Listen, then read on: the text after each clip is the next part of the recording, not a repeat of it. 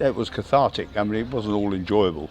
I mean, writing the last bits of her long, long illness when she was in hospital for 4 months and in a coma for more than a month.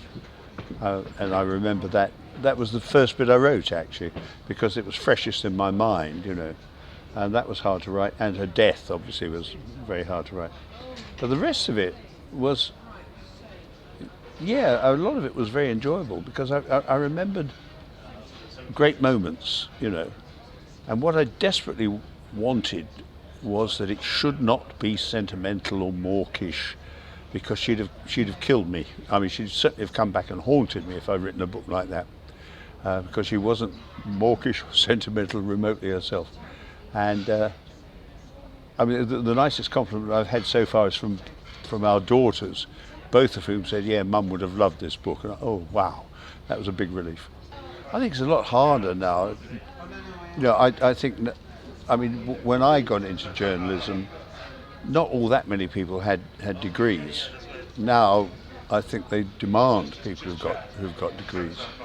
Whether that makes them better journalists or not is neither here nor there. The fact they've done a media course at university, and they know all the technical details about it. Whether that actually makes them good journalists is something that only time will tell. But I think it is harder now for people to get into almost anything, I suppose, unless you've got a degree. But 100 years ago, when I got into journalism, as I said, it really wasn't necessary, and you were just judged on whether you could do the job or not. Do you know, if I'd been offered a job as a film critic or as a cricket writer, I think I'd have gone for the cricket writing. Yeah, because I mean, my ambition when I was a kid was to open the innings for England against Australia, get 100 before lunch, and then later on take 5 wickets in each innings and destroy the Aussies. And I sincerely believe that the only reason I never played for England was I didn't have much talent for the game. But then I look at a lot of the people who have played cricket for England in my lifetime, and I think, what else did the selectors have against me? Another similar possible career choice, career option at one point, you mentioned not being offered the part of James Bond, and then saying it served Cubby Broccoli right that they chose Lazenby instead. Yeah, well, I stick to that. Yeah, but with so Will Boyd's new version of Bond, Solo, Bond's a bit older. Do you still hold out a hope that you might have a chance of playing Bond? Bond may be a bit older. Actually, Bond would be 99 now if William Boyd's book is to be believed. And I'm not quite 99, but I'm not that far off. I really think my chance at Bond has gone. Let's be realistic about it. It's some years since I last wrote a novel.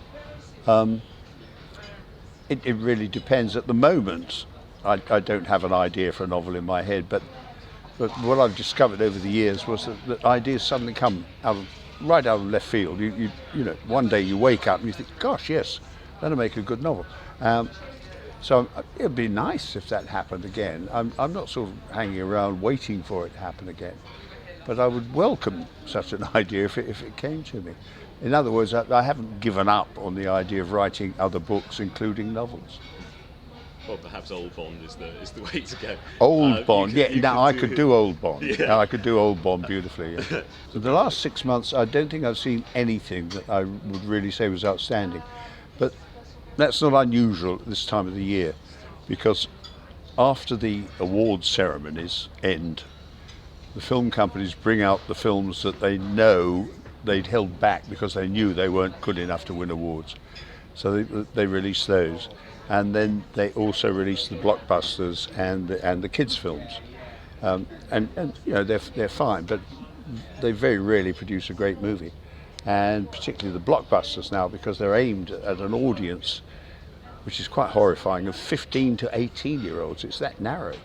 And these are not necessarily people who want to take their brains to the cinema. I'm not saying they're stupid, though many of them are. I mean, you can see them going in and out of the cinema with their knuckles brushing the ground, but they're not all like that, I mean, they're bright kids, but they don't go to the cinema, as I say, to take their brains with them. They go to be excited and fascinated and to be awed by special effects and spectacular scenery.